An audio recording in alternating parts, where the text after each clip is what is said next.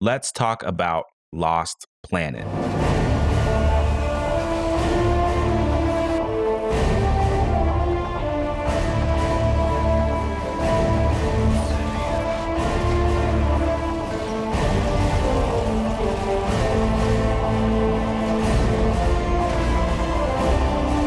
Lost Planet is a third-person action shooter developed and published by Capcom. It was released for the Xbox 360 on January 12th of 2007. While originally intended to be an Xbox 360 exclusive, the game was later ported and released for the PC and for the PlayStation 3. The game received pretty average reviews, mostly 6s and 7s, but who gives a shit what critics have to say? All that really matters is what the players think and if the players will buy it. And they did the best type of marketing that you can do. In 2006, the E3 demo for Lost Planet was made available on Xbox Live.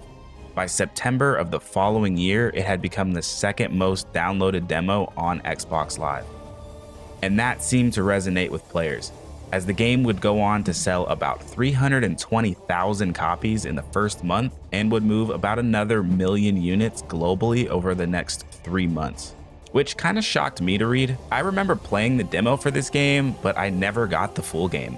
And when I asked some of my friends about Lost Planet when I said I was making this video, they all had the same story. So like, who the fuck played this game back when it came out? A million people, apparently. Like I said, I never played Lost Planet. I only ever played the demo. Maybe I rented it at one point from a Hollywood video, but I don't really remember. I can pretty vividly remember the cover art though.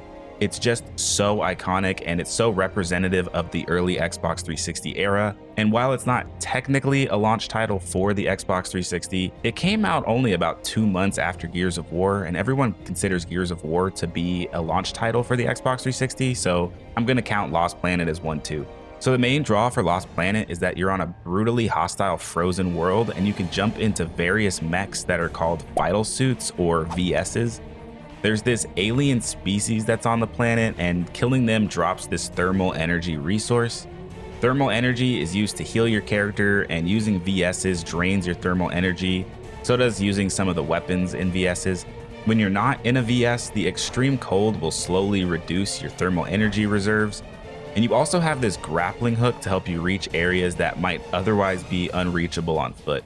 With the grappling hook, you can also descend from high places and shoot at enemies while you're hanging. So there's a lot of things that sound really great on paper, but I got some problems with this game. This game is just such a great example of how we were still sort of figuring out third-person shooters, and it's just janky as all hell. I honestly think that if you still have a lot of love for this game, it's probably just for like nostalgia reasons. Maybe it's because your dad or your older brother bought the game for you, or maybe you just got some buddies together to play the online multiplayer with you. The multiplayer is just extremely average and bland. And I know that there are still some people out there that play the multiplayer to this day, but there are also people that think Stadia was a good idea. I don't really know where else in this video to bring this up, but while writing for the video, I was thumbing through the manual and I found that there's a mobile game that was called Lost Planet Track Zero that was released around the same time. And man, this is pretty sweet looking mobile game. I mean, you gotta remember, you'd be playing this on a Motorola Razr. Man, we've come a long way. And while I've already said that I don't really like this game that much, I will say that the story, the lore, and the setting, those are all really cool. So Lost Planet is set in some far off year, 80 years before the trial century. Whatever the hell that means. The Earth has turned to shit and become too hostile for humans to survive after endless wars, global warming melting the ice caps, and pollution is making everything and everyone sick. An interstellar megacorporation known as Neo-Venus Construction, or NEVIC, plans to colonize a new Earth-like planet. The planet they've chosen is called EDN-3. Get it? EDN-3, Eden, like the Garden of Eden. Ha ha ha ha ha ha ha ha! There's just one problem with EDN-3. The planet is currently in the midst of a brutal ice age. Oh, and there are these insectoid aliens all over the planet. Who the fuck picked this planet again? Humanity is no match for the Acrid, and NEVIC is forced to retreat from the planet. After killing off a few of the Acrid while trying to escape, the humans discovered that the Acrid have a precious thermal energy resource inside of them. My precious glue! Thanks to the newly developed VSs, humanity now has a means of fighting back against the Acrid and collecting the precious thermal energy. Fast forward 22 years, and surviving humans are just trying to run around and murder the acrid and collect their warm and fuzzy insides. We play as Wayne Holden, a snow pirate on a mission to infiltrate one of Nevik's domed cities. The mission is led by Wayne's father, Gale. And then we're just dropped right into the game for a prologue mission. The first thing that I think most people would notice is the awful camera controls. Moving the right stick makes the reticle move freely around the screen until it reaches a certain point, then the camera will start to rotate. It's incredibly awkward and it's uncomfortable to play. I can't believe the team looked at this and said, yep, that's good, this feels great, they're gonna love it. Now, before anybody fucking smashes their face on their keyboard to flame me in the comments, yes, I know that you can go into the menu to change to a fixed camera to lock the reticle to the center of the screen, but don't come at me with that bullshit. When game developers create a game, they design it with a control scheme in mind and they make that the default experience. Anything else is just optional, and this is about how 80 to 90% of people would have experienced this game. So if people bounced off of Lost Planet because of this camera, that's the fault of the game, not the player. I am gonna cut Lost Planet a little bit of slack because in 2006, the games industry was still trying to figure out third-person shooters and how to best handle control schemes for third-person shooters. Pretty much every third-person game now can thank Gears of War for figuring out and setting the standard for third-person controls, but that game released only about a month or two before Lost Planet did, and looking back, I can think of only a few third-person shooters that really had it figured out. You know, there was SOCOM 2, Max Payne, Resident Evil 4, the legendary Kill Switch, and don't forget, Army Men, Sarge's Heroes. That game goes so fucking hard. The next thing you'll notice is that the character walks slower than that fucking Prius that cut me off earlier this week. I guess maybe their goal was to make you really feel the weight of trudging through waist-high snow, but you walk the same slow as fuck speed on flat dry ground anyway. As the snow pirates infiltrate the city, this big hulking bastard of an acrid comes crashing through the wall. Oh yeah! This acrid is known as Green Eye, and it breathes on the snow pirates, freezing them in place. Facing up against Green Eye, we shoot it in its giant glowing fuck me lights, and suddenly it charges and smashes Wayne's VS. Wayne gets smacked across the room, and then Daddy shows up to save the day before he gets squashed like a bug. Wayne then escapes out into the frozen wasteland and collapses in the snow. The camera pulls back and we see the domed city with some sweet red lightning in the distance. Wayne is rescued by a group of snow pirates consisting of Yuri, Luca, and Rick. It turns out that Wayne has this device on his arm that's given to him by his father called the Harmonizer. Yuri seems to know what it is and spends a stockpile of the crew's thermal energy in order to power it to keep Wayne alive. And of course, Wayne has amnesia, duh. But at least he remembers his name and that Green Eye killed his father. The crew is trying to get somewhere, but they can't get there without going through an acrid hive that's in the area. If only they had someone to pilot a VS. Well, luckily, Wayne remembers that too. So what exactly doesn't Wayne remember if he has amnesia? Wayne agrees to pilot the VS and they set off to wipe out the acrid hives that are in the area. Mission 1 has us hopping into a VS, we gun down some acrid nests, then we jump out and we clear out a parking garage. What are you aiming at? What are you aiming at?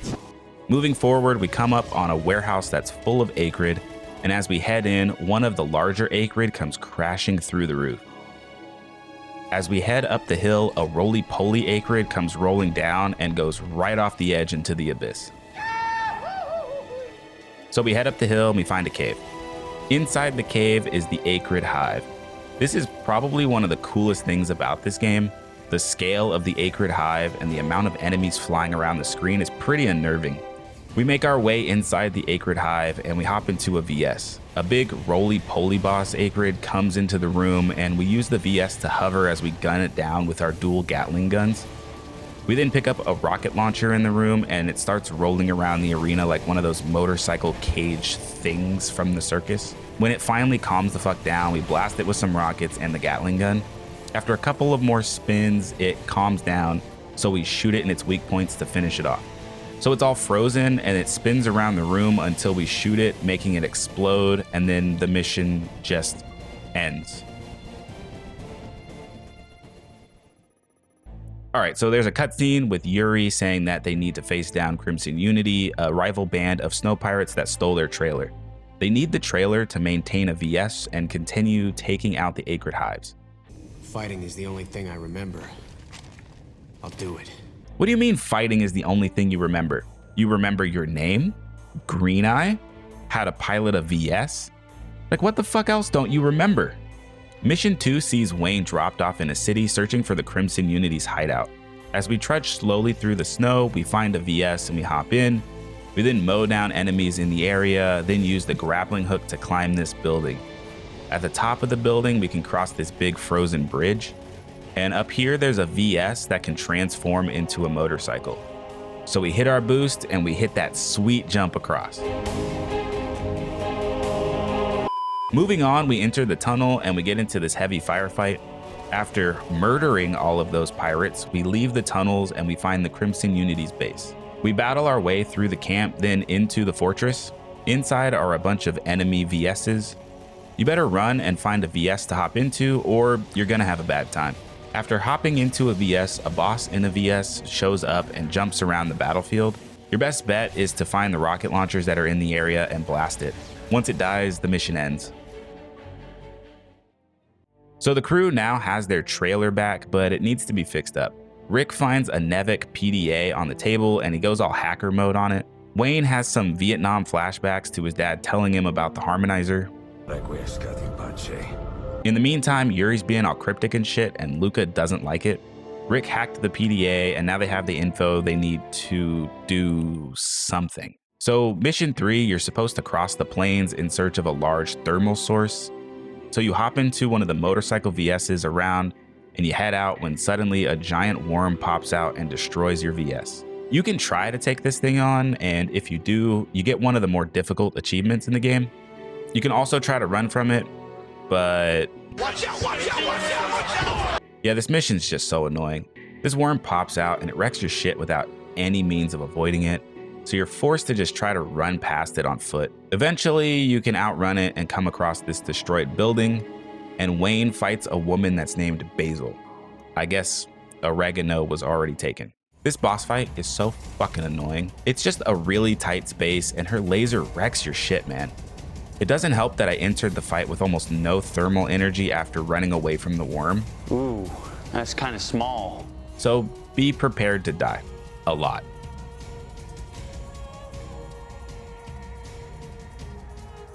The trick is to get out of the warehouse and into this more open area. So I head over and I pick up this shotgun for my VS, and who the fuck decided picking up a weapon should be the same button as exiting a VS? This fight is probably when you'll notice that the explosion effects are really fucking good. I mean, really fucking good. But they're so good that the smoke actually blocks your view and makes it impossible to see the enemy. Eventually, I stock up on dual rocket launchers and I blast that bitch to oblivion. Hey, so before we continue on, I want to give a really big thank you to Buster McTunder, a fellow YouTube creator who's been very cool by giving me lots of shout outs and recently had me on his podcast. Buster makes these really cool videos where he goes over Warhammer 40k lore, as well as these really cool video essays about diesel punk, NASA punk, steampunk, and just comparing all the different styles of punk genres that are out there. When I reached out to Buster McTunder asking how I could offer him some support for his channel, he sent me to his merch store, which all of the profit from his merch store goes to donations to his local food bank. So I'm wearing one of Buster's shirts for this video as a big thank you to him. So if you like this shirt design and you want to get one for yourself, be sure to click the link in the description below and know that you're getting something that's really cool and you're supporting some local charitable efforts. As Wayne returns to the base, Nevik troops are on board speaking with Yuri. It's clear that Yuri has some sort of alliance with the Nevik. Yuri explains that Nevik has been researching for the Frontier Project, a plan to terraform EDN-3 and make it habitable for humans. He's been working with Nevik to accomplish the project. And then mission 4 just starts with no context. Actually, the context is given in the mission briefing screen, but who reads those anyway? Wayne is being sent to climb the mountain to reach the summit. Why? So mission 4 has us climbing the mountain, killing Acrid, when suddenly Mothra flies over our head and rains bombs down on us. We find a hole in the ground and get one of the most badass moments in this whole game. The room below is filled with acrid and nests, and while hanging, we can just blast them all down. Inside, we murder some more snow pirates, cause fuck those guys, am I right? Then we proceed outside to find this cargo lift. The rail for the lift gets destroyed, and if you're not paying attention, you can fall into the abyss.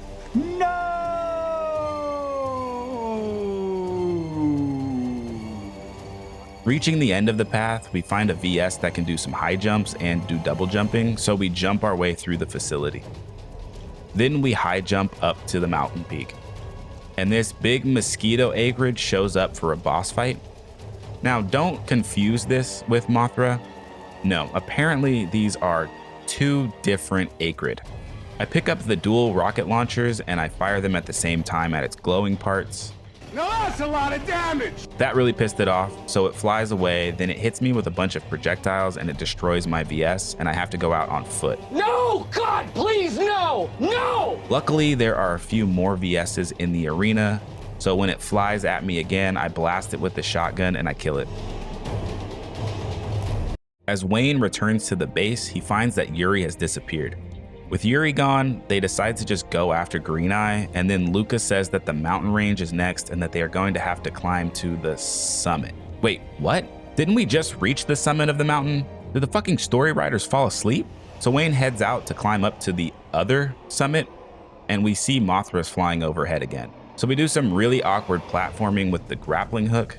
Mothra is constantly dropping bombs overhead that can knock you down, and there are boulders and explosive barrels everywhere to send you careening down to the start of the level. It was at this moment he knew. He fucked up. After finally reaching the top, we enter a cave containing an acrid hive. After shooting through this sphincter, we fall into an arena with a massive acrid, and this fight is also really cool. You can shoot the stalactites to fall onto the acrid, and you can also shoot its legs off. This thing breathes a freeze ray at you over and over again, and I really couldn't figure out how to dodge it. If it takes out your VS, you're pretty hosed. It starts doing this attack that makes boulders fall on your head, and it just knocks you down over and over and over and over and over again. I'm joking! Stop! Stop! Stop! Stop! Stop the brake! Stop! Stop! Stop!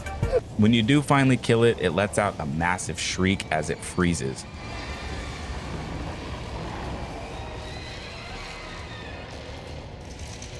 You shoot it to break the ice, harvest its thermal energy, and end the mission. Wayne then gets back to base and has a heartfelt moment with Luca and Rick. Then Basil shows up demanding to see Dr. Solotov, and Luca just has to remind us that Yuri's last name is Solotov. And then Basil starts shooting at them. Apparently, Dr. Solotov led her family and friends into a trap and got them killed, so she's out for blood. And for some reason, she just believes them when they say that Yuri left, so she turns and leaves. Then Wayne and the group decide that they just would rather go after Green Eye. Again, we're just killing more snow pirates as we push through the city. Eventually, we arrive at a shot of the domed city and we find Wayne's destroyed VS from the Prologue mission. Luca also says that they found Gale's VS buried in the snow. What? We watched it get squashed by Green Eye. It took a hell of a lot more of a beating than Wayne's did. How is it still here? Well, apparently Gale's VS is special. It has some special engine modifications in it. So Wayne tells Luca to hold his beer and then takes the VS to go fight Green Eye. And yeah, they don't waste any more time. You hop right into the fight against Green Eye. So this big bulking bastard has glowing fuck me lights on its side. The easiest way to take it down is to jump onto the platform in the middle and blast it. That is, if you can deal with the fucking terrible camera. Eventually, you have to hit the other side of it, so you gotta get down, you gotta fly to the other side. After a little while, it gets enraged and it starts running around all quickly. Then it starts shooting these ice projectiles at you. Eventually, you face it down and you take it out to end the mission.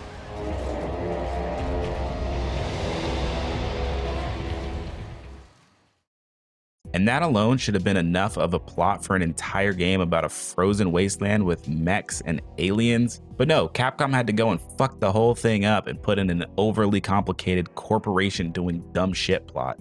Wayne starts having flashbacks to when his dad was dying, and I think this is supposed to be him remembering things from his amnesia, but I'm also pretty sure Wayne wasn't in the room when this happened, so how is he remembering this?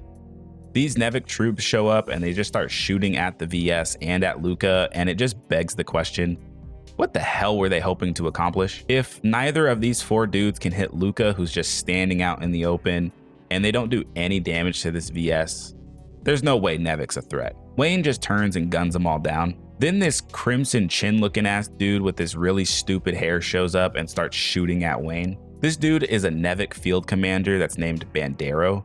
He has a harmonizer on his arm just like Wayne does. And suddenly Wayne remembers that it wasn't Green Eye that killed his father, but gunfire from Nevik soldiers under Bandero's command.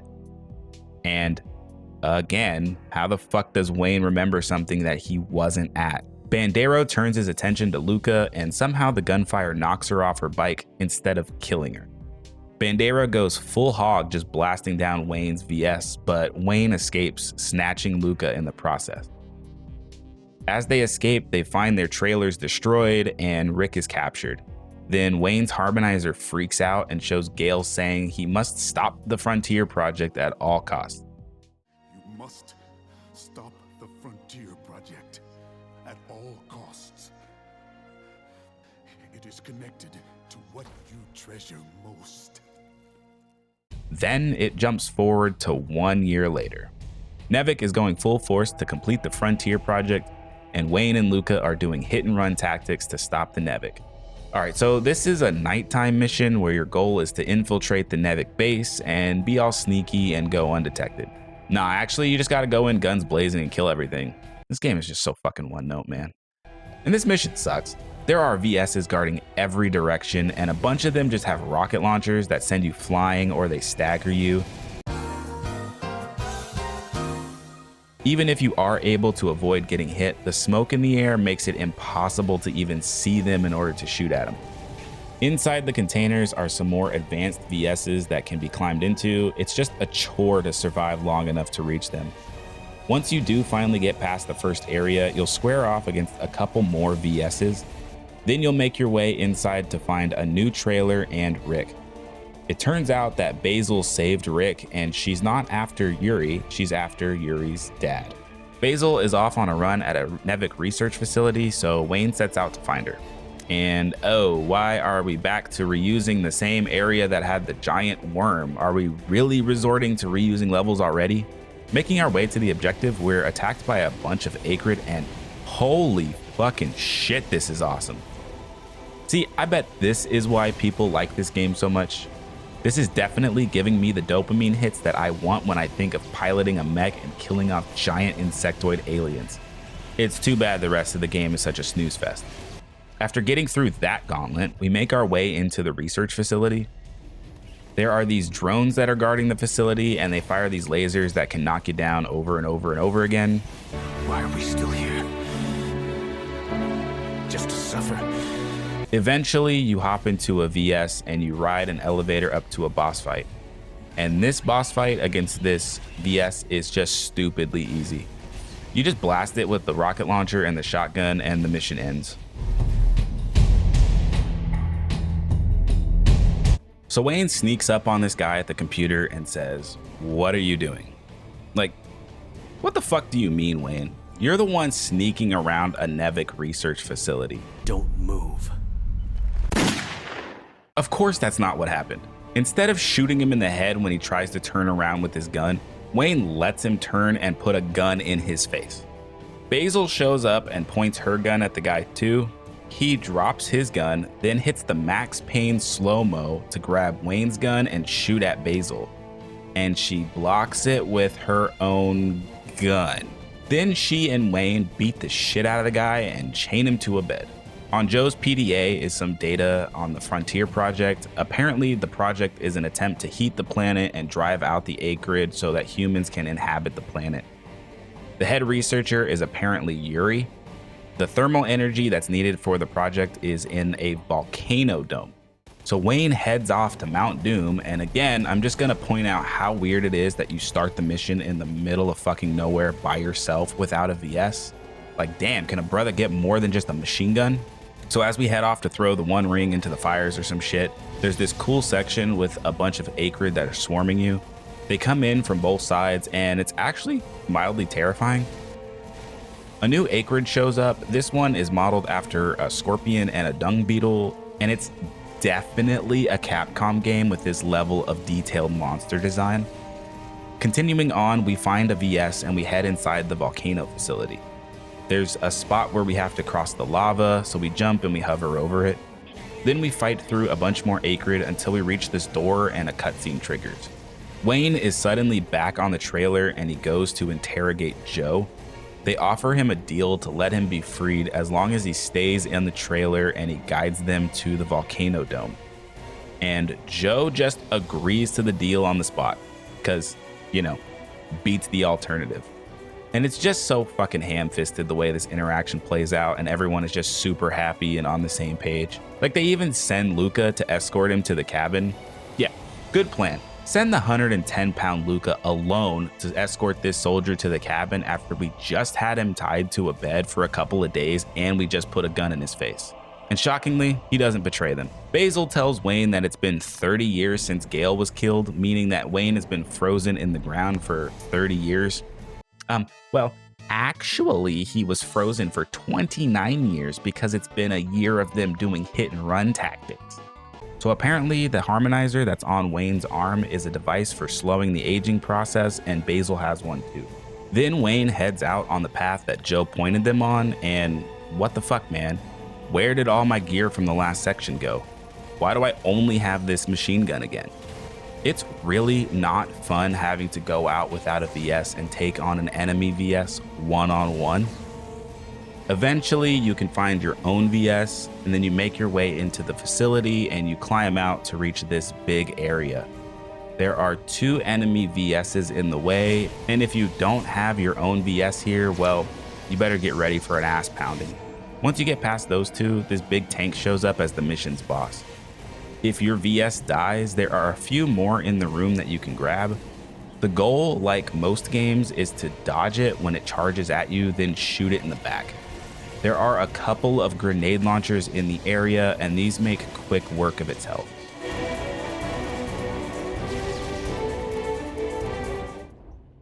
So this random guy just shows up in the room and starts spilling the beans on the whole thing. This guy is the overseer of all Nevik operations on the planet. His name is Captain Eisenberg. I don't know, man. He just sort of starts saying that they had to kill all the snow pirates that stood in their way. And for some reason, Wayne's all shocked that Nevik would kill his dad when his dad said that his whole goal was to stop the Frontier Project. This whole exposition dump just makes my brain go smooth. Wayne gets all up in his feelings and just starts shooting at him, only to discover that it was a drone projecting Eisenberg into the room. Joe tells the team about a processing plant with a bunch of thermal energy that was abandoned 5 years ago, and that's probably a good place for them to start. And I know I've said this at least once or twice now, but this has to be the worst mission so far. You start off on this overpass just shooting at Nevik troops. And here's when I noticed that they just repeat the same lines over and over again.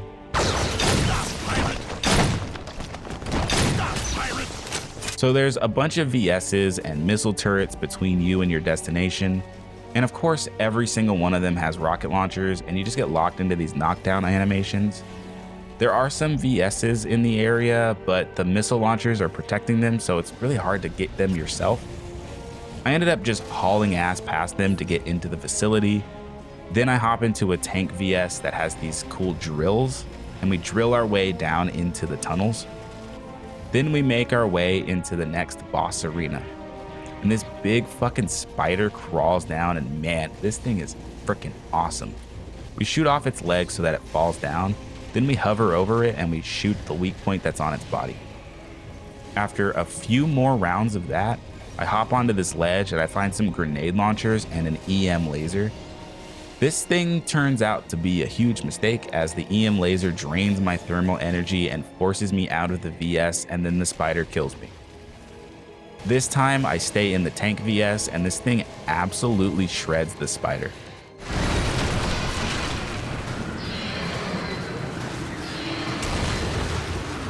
As Wayne's investigating the area, he finds out that Joe has disappeared from the trailer. Surprise, motherfucker! Bandero shoots Wayne in the leg and then sicks some of those tank VSs to kill Wayne. Joe saves the day with the most powerful sniper ever.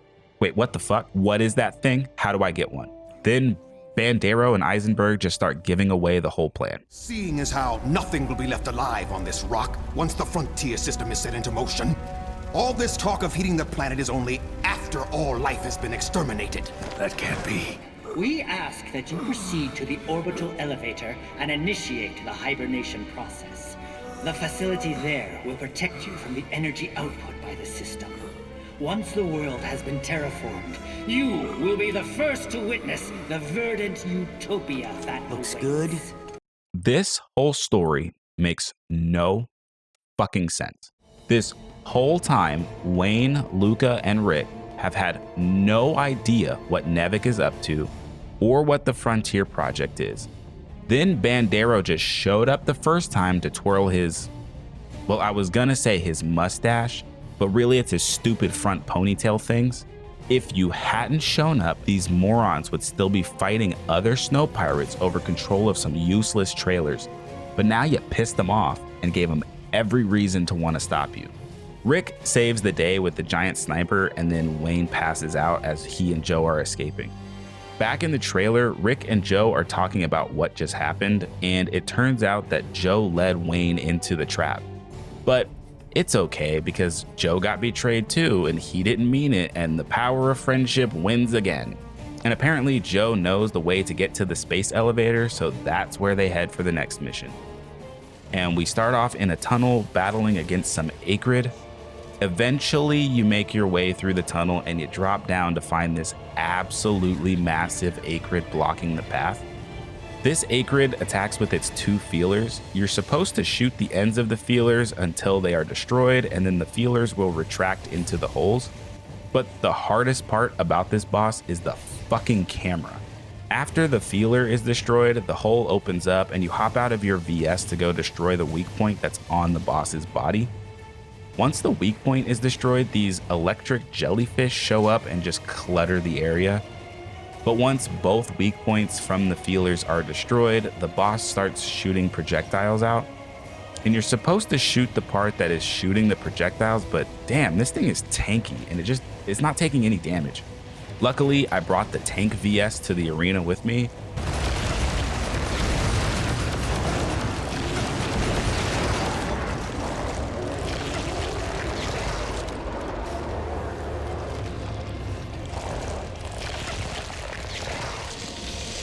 Once it's dead, we cross its body and we catch up with Joe, which, how the hell did Joe get to the other side of this thing anyway? Joe gives Wayne an attachment for his harmonizer and says that Yuri gave it to him before Joe met Wayne. Yuri left it for Joe with a note that said, make sure the device finds its way to a snow pirate named Wayne. So why the fuck didn't you give it to him before now? Ugh. Joe says he's leaving us the anti-VS rifle, which, sweet. Wait, where's the anti-VS rifle? What the fuck? Where is it? Where is it? Where is it? This fucking game, man. So then we fight our way through the Nevik base and we find their stockpile of VS's. Then we head up to this door and we find Bandero waiting for us. Wayne confronts Bandero to claim his father's VS. Bandero is way up in his feelings because his harmonizer was just a prototype for Wayne's. Just shoot him. Just shoot him. Why are you jerking your ponytail? He's right there. Just shoot him. Fucking shoot him. Nothing special here. Just a 1v1 VS versus VS. So of course, Wayne kills Bandero, the arrogant, stupid hair fuck. Wayne takes his father's VS. Basil sacrifices herself so that the mission can go on. Then Wayne finds Yuri. And with Yuri's last breath, he gives Wayne an attachment for his harmonizer that will unlock the full potential of his father's VS. But it might cause Wayne to lose his memories. So we're finally at the final mission and we get this fucking sick ass scene where the VS reaches its full power and it gets these 2 laser swords.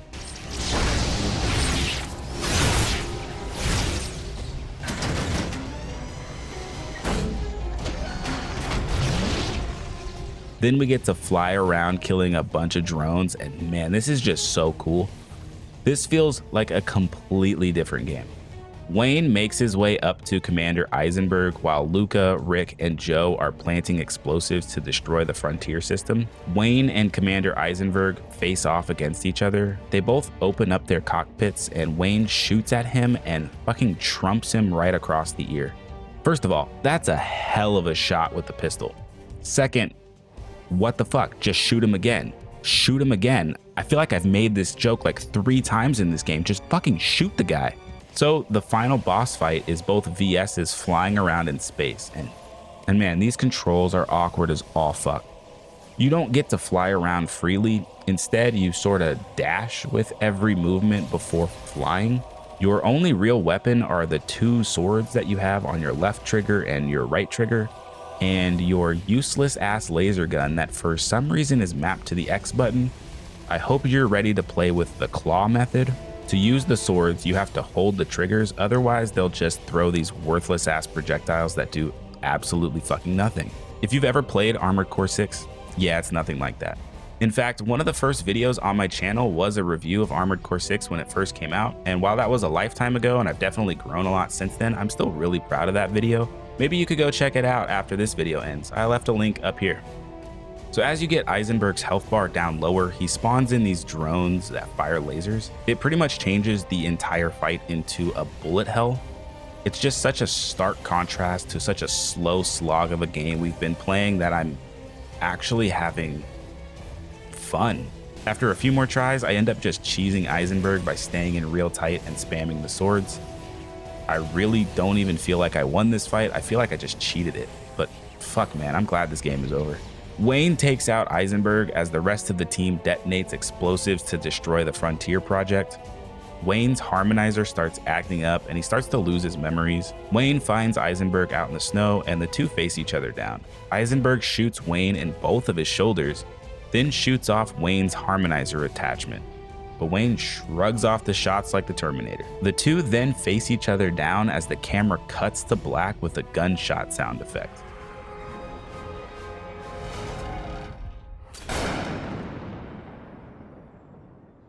Then we get the voiceover of Luca saying it's been a year since it all went down. She says that Yuri also gave them details of his global warming research, and they then used these devices to just magically create green grass and clear out the snow. What? Luca says she wishes Wayne could be here to see this, meaning he must have died during that cut to black. Rip, JK, lol. He's right there, and he doesn't know who you are. And oh my god, it's like you're meeting him for the first time. Ha ha ha ha ha ha, super kawaii. And then they just pan away, and everything is supposed to be hunky-dory. And what the fuck was this game? I can't believe I've wasted weekends of my life playing this piece of shit and making this video, and I'm never doing another community poll again.